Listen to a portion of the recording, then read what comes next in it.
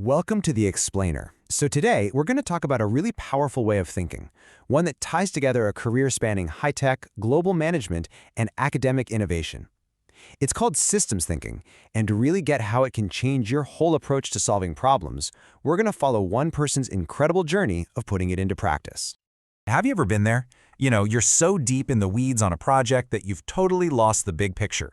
You're trying to fix this one little thing, but somehow everything still feels broken. It's a frustrating feeling, right? Well, it's exactly that kind of challenge that systems thinking is designed to tackle. So what is it really?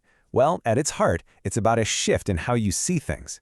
Instead of just focusing on one isolated task or slapping on a quick fix and hoping for the best, systems thinking forces you to step back and see the whole system, all the interconnected pieces, what's really causing the problem, and how you can find a solution that lasts.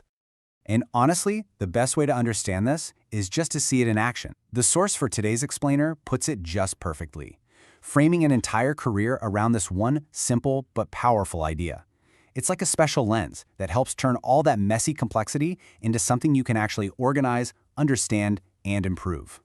This timeline kind of gives you the whole story, from engineer all the way to founder.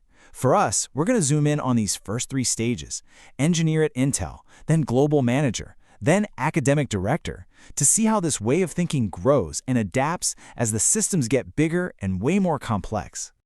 All right, let's start at the beginning. The journey kicks off at Intel, in a role that sounds super specific, very technical, but this is actually where the seeds of that big picture thinking were planted. So the job was designing automation processes for chipsets. And you can just imagine how easy it would be to put your head down, focus on your one little piece of the puzzle, and just call it a day. But that's exactly where a different approach started to take shape. Instead of just tackling the immediate task, the key was asking a much bigger question. Hey, if I change this thing here, how does that ripple out and affect everybody else? And that one question led to designing processes that weren't just efficient on their own, but were modular, adaptable, and could actually scale across a bunch of different teams. It was about building a better system, not just a better part. And this experience brings us to the first huge insight of systems thinking. A local fix is only as good as its ability to play nice with the entire system.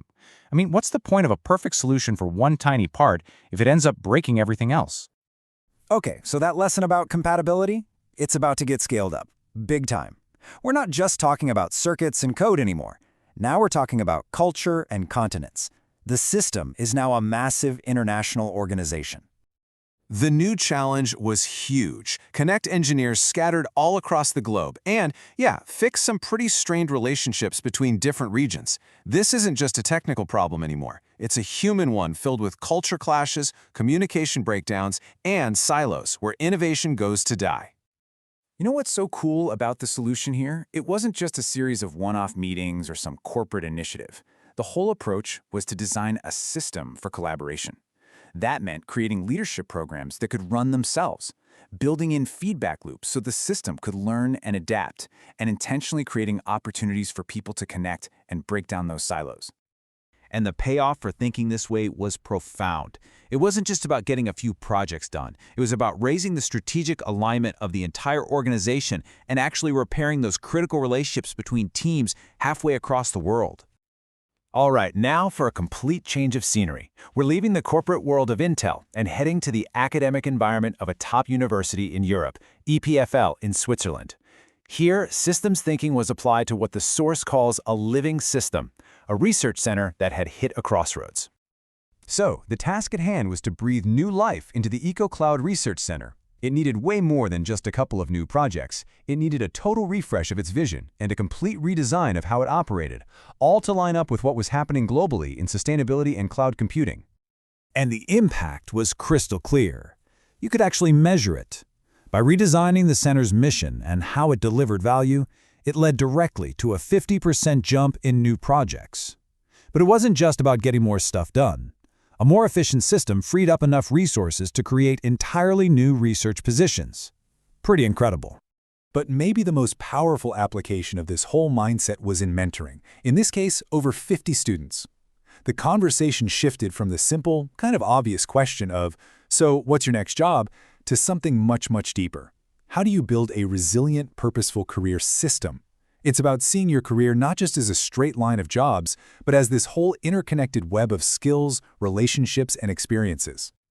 So, after seeing this mindset in action across 3 totally different fields, how can you start using it yourself?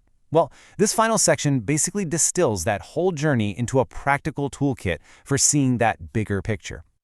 It really all comes down to asking the right kinds of questions. First, you have to map the system. You ask, what are all the relationships and dependencies here? Then, you try to find its engine by asking, where are the feedback loops, the obvious ones and, more importantly, the hidden ones? This helps you see how the individual parts really affect the whole, which lets you focus on the most important question of all. What does long-term success, what does resilience actually look like here? At the end of the day, this is the fundamental shift. It's about aiming for change that actually lasts, not just patching things up with quick fixes. It's about digging deep for the root causes, instead of just reacting to whatever problem is screaming the loudest.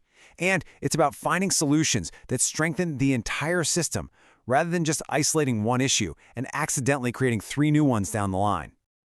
So as we wrap this up, I'll just leave you with this one thought.